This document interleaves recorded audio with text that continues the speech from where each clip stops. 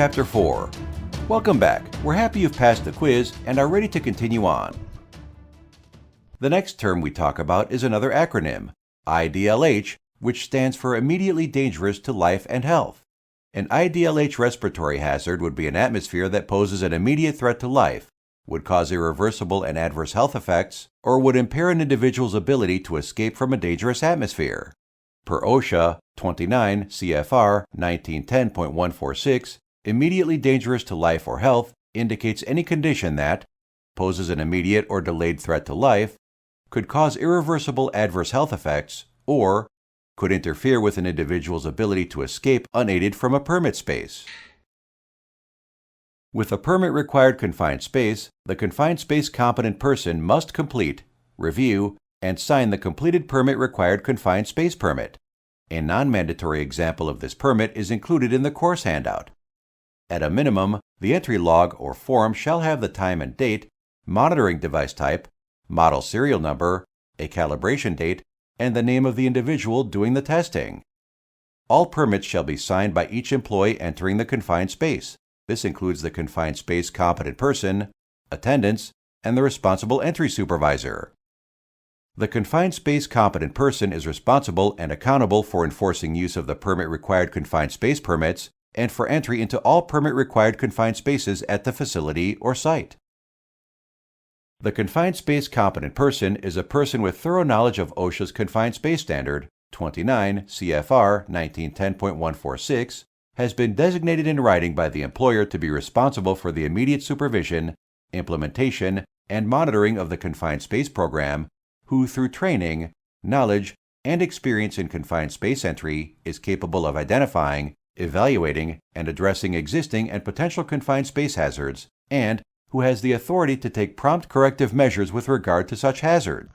In most government projects, the Confined Space Competent Person will sign the Activity Hazard Analysis, AHA, for the feature of work requiring confined space.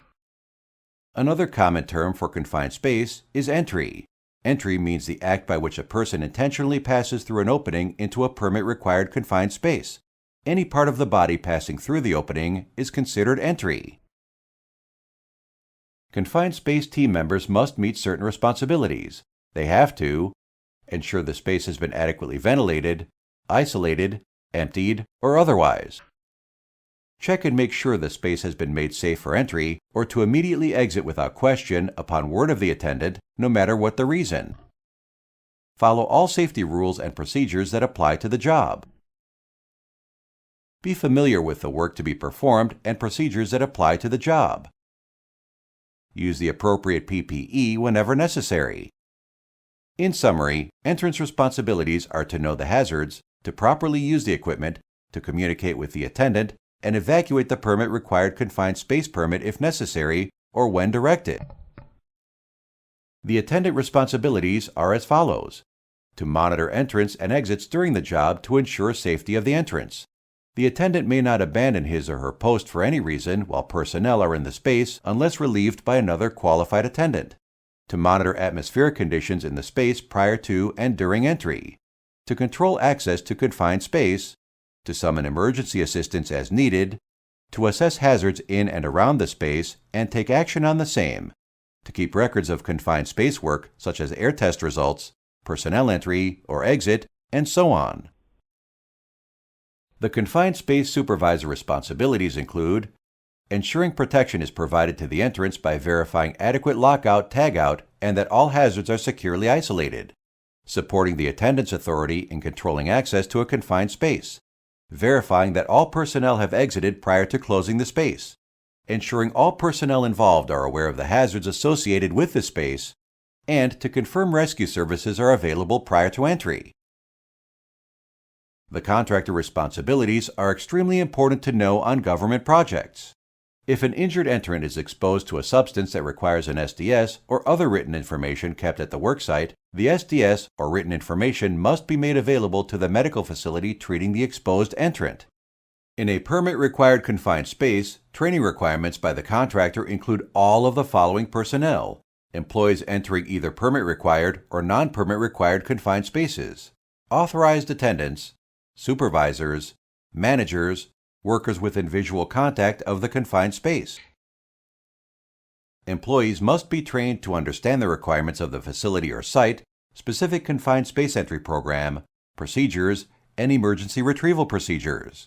For the initial confined space training, all entrants, authorized attendants, supervisors, and managers must receive an initial confined space training course that includes hands-on, practical exercises with all the equipment to be used in the confined space, rescue exercise, and completing the confined space permit. Training also must include, at minimum, the roles and responsibilities in conducting an entry, specialized training on the use, calibration, maintenance of monitoring communications and retrieval equipment, the hazards of the entry, and how to control the hazards of the entry. Confined space training is required either when the hazards associated with a space change or annually, whichever is sooner. The training must include discussion of the hazards of the space, including symptoms of any hazardous materials encountered, controls, including blanking and ventilation. Hi, I'm Jesse from Titan University, the leader in government construction safety, quality control, and environmental training. We hope you enjoyed the module preview from our online course, Confined Space Safety on Government Construction Projects. Please like, share, and comment if you did. We'd really appreciate it. If you want to learn more or get your Confined Space Safety Certificate, head on over to Titan University by clicking the link below. Our courses are affordable and easy to comprehend. Plus, we also have course materials you can download to assist you. The Confined Space Safety course has several modules. But take your time. All of our courses save your place if you have to walk away. Take as long as you like to complete it. Please don't forget to like and share. If you have questions, ask them in the comments. We're happy to assist and hope to see you over on Titan University.